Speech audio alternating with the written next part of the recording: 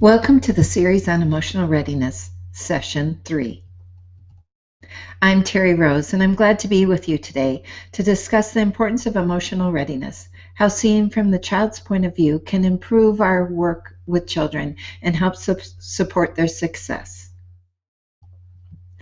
In our last sessions, we've been discussing the concept of school readiness, and from the work that we've done, we can now begin to see that really it's emotional readiness that helps children be prepared for school and for life, for being able to form relationships with their teachers and their peers, for being able to experience, express, and regulate their emotion, to pay attention and attend to learning, and to be excited by the discoveries that they make. Today's session is going to focus on how early we can see emotional development and what are the components that the adults can contribute to the children's behavior and to their development.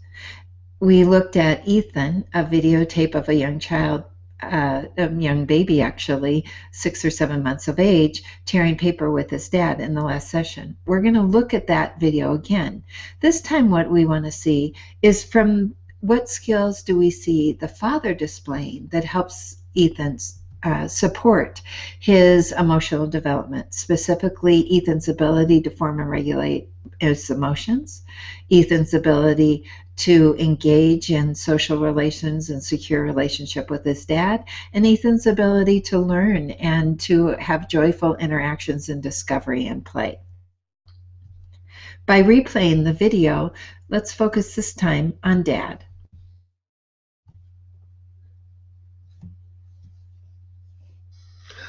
Here we go.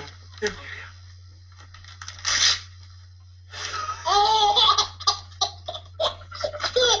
Whoa!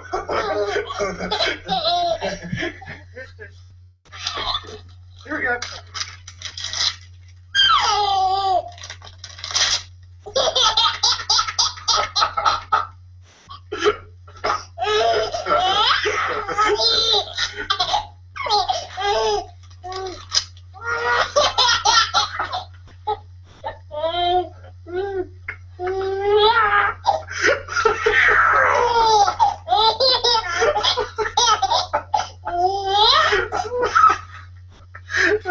Here, have one.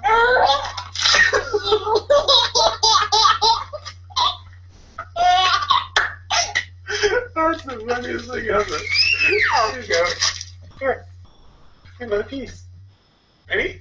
You haven't ripped it yet. You haven't ripped it yet.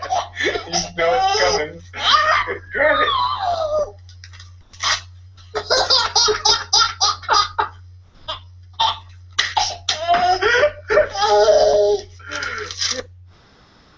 Okay, again, this delightful video of Ethan is available on YouTube, and you can either replay this recording or go to YouTube and find it if you'd like to watch it again.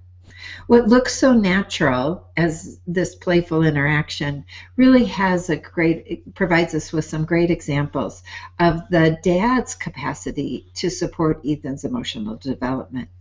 So let's think at first, what are the skills that Dad shows us that helps Ethan develop this secure ability to form relationships and stay in relationship with Dad?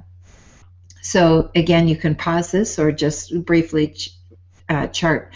What do you see Dad doing that supports Ethan's ability to form and maintain relationships? We can think about one of the things that's overwhelmingly positive about this video is that Dad is clearly present in this moment.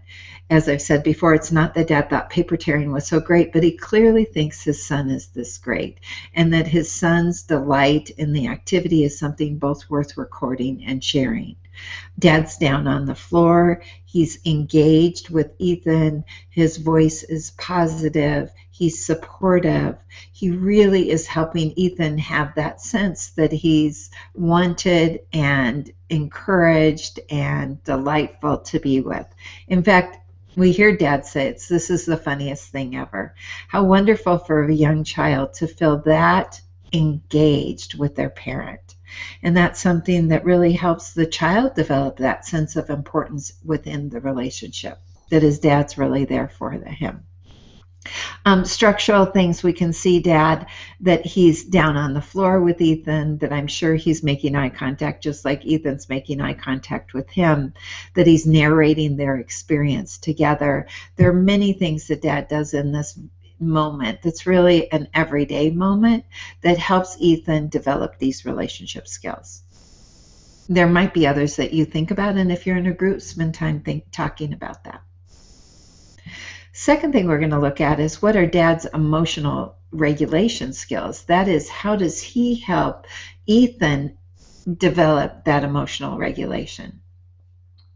What is, if you follow the laughter in some ways as communication, as a give and take, or even as an emotional regulation, we can see that Ethan laughs, then Dad laughs, then Ethan pauses, Dad pauses. That is not only reinforcing what Ethan is doing in terms of his own emotional regulation, laugh, pause, but Dad mirroring Ethan is allowing Ethan to be in charge of the interaction, mirroring back to Ethan the times where he wants to laugh and where he wants to take a break. He's really helping Ethan stay engaged in this activity. When Ethan falls over and bumps his head, Dad just moves the car seat a little. When Ethan does it again, Dad just moves the car seat a little more, which then allows Ethan on the third time to fall the other way. Sometimes I think there's a little bit of a gender difference, that maybe the mom would be, oh, honey, I'm sorry you bumped your head. And Dad's just like, come on, bud, let's just keep going with this. In either case, it's about regulating the unexpected and helping Ethan stay engaged in the activity that's bringing them both so much joy. And then if we look at Dad in the play and learning situation, while we say it wasn't about sitting down and learning to tear paper, there was a lot of learning going on. The sound of it roaring, the cause and effect of pulling back with the hands. Dad really allows Ethan to be engaged in this activity and to make those discoveries. He even does what we call in the professional world scaffolding. That is, making the activity easier for Ethan. So he pre-tears the paper. He encourages Ethan to be engaged in it by holding it out and shaking the parent. Here you go.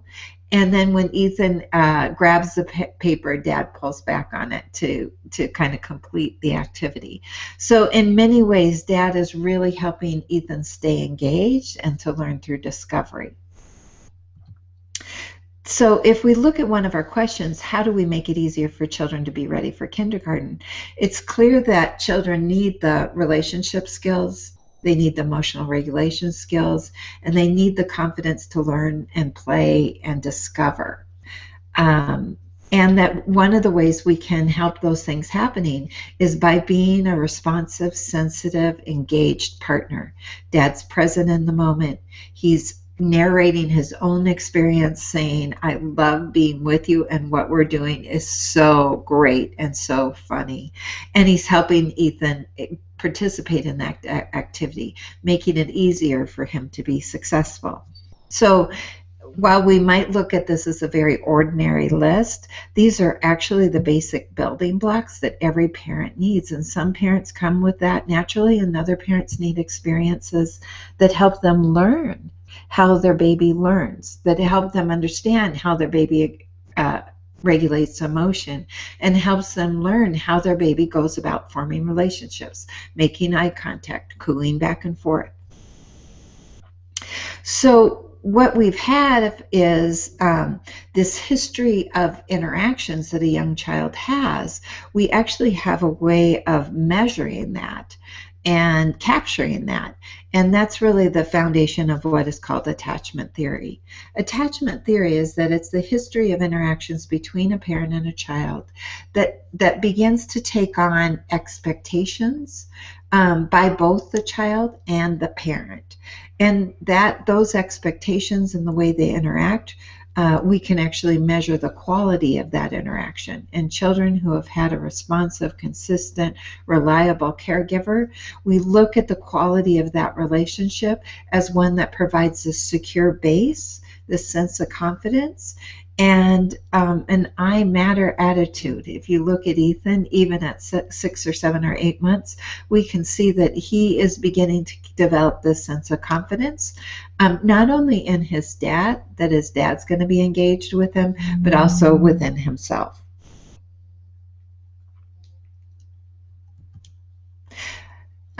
We saw a play interaction that gives us a little bit of an idea of how that sense of security and how that relationship develops. We can also take a very ordinary interaction. So, for example, mom just got to bed after studying for her GED. Her 5-month-old baby starts to cry.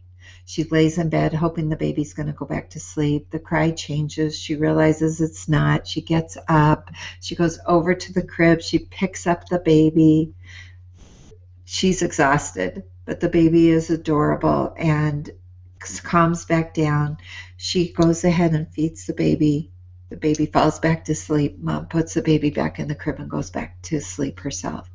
Now, when that happens night after night after night, the baby begins to develop this sense of confidence about their own abilities and sense of confidence that the caring adults, that in this case his mom, will meet his needs. Now, we don't get every night met right, exactly right. Like one night the baby might need to have a diaper changed rather than be fed, but that the parent really works at understanding from the baby's perspective, what do they need, being sensitive to the cues and signals, and being responsive to what the baby is telling us.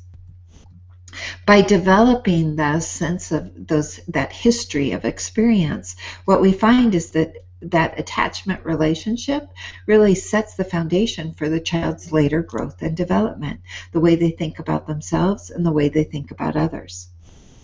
I have a couple video clips that I want to show you of children that are older than Ethan, but in the first 3 or 4 or 5 years of life, how do we see that budding sense of confidence that's gained through the parent-child relationship? What does that look like? Again, these are both YouTube videos that you can either find replay in this video series or you can find yourself on YouTube. Look, I can be a shark. Now, my whole house is great. I can do anything good. I like my school. I like anything. I like my dad. I like my cousins. I like my aunts. I like my Allisons. I like my mom. I like my sisters. I like my dad. I like my hair. I like my haircuts. I like my pajamas. I like my stuff. I like my rooms. I like my whole house. My whole house is great. I can do anything good. Yeah. I can do anything good. Better than anyone. Better than anyone. So this is Allison, and you can find this under Allison's affirmation. I can do anything great. And if you think about back to our initial videos in the series, the kindergarten teachers want children that are interested in learning, who want to be there, who get along with everyone. And if you think of Allison coming into that situation, she is going to be enthusiastic about being a kindergartner. We can also... Do you feel alive? I feel happy of myself. I feel happy in yourself too. What do you got? Any words of wisdom? What about for all the other kids trying to learn how to ride their bike? Can you say anything to them?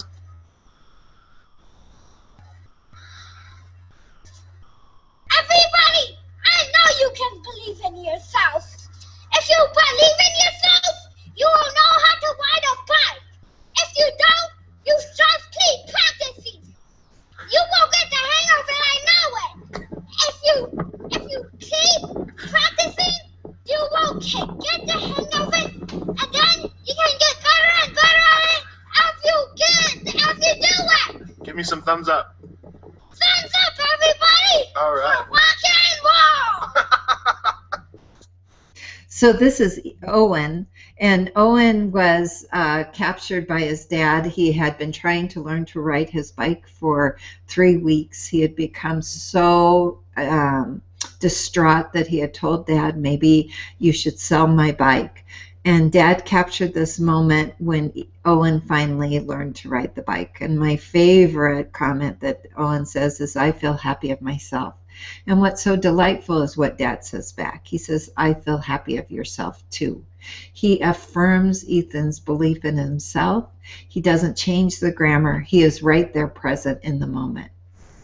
When Ethan gets up and is asked, do you have words of wisdom for all the other children? Now imagine, not only is it important that Owen learned how to ride the bike and was able to do that, but his dad's saying, "Hey son, you have something so important that you can share it with other children."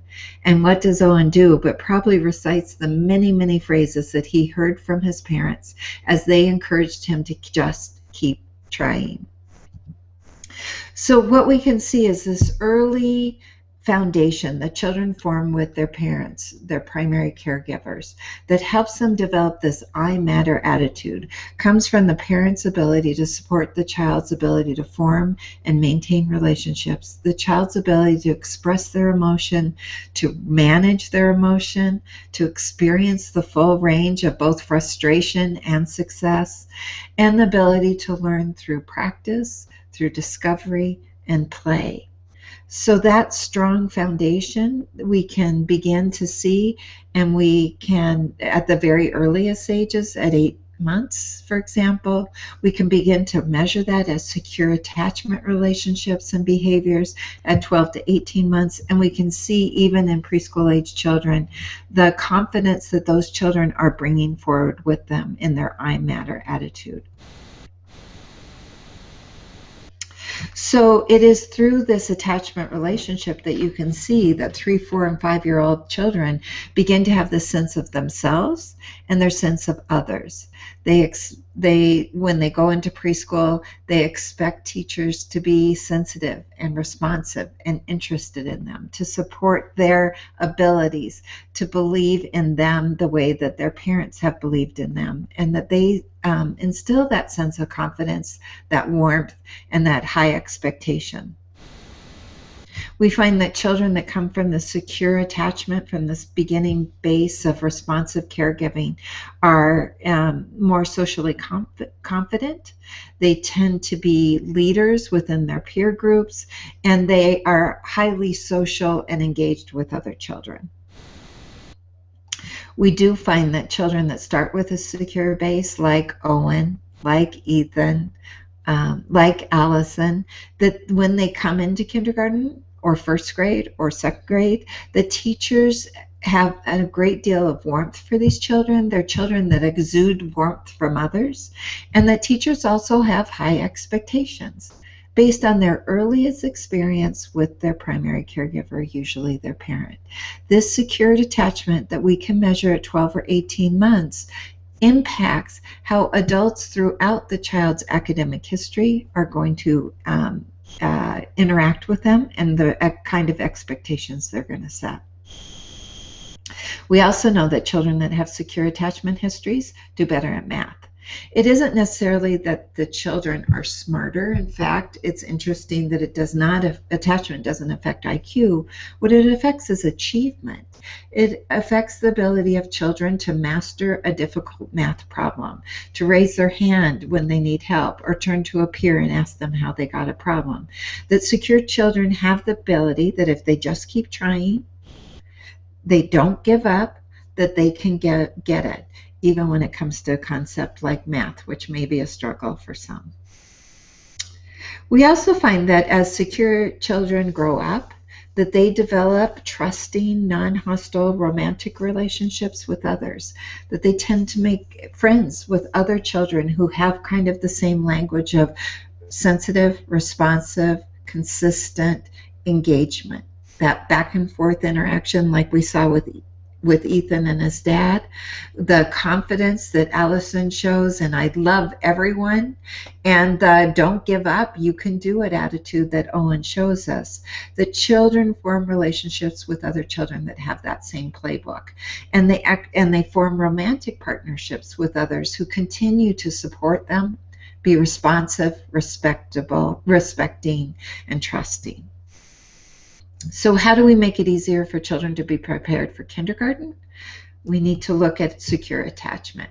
How do we help children and parents develop secure attachments, sensitive, responsive, caring, reciprocal relationships that help the children develop this strong sense of who they are and how they interact with others?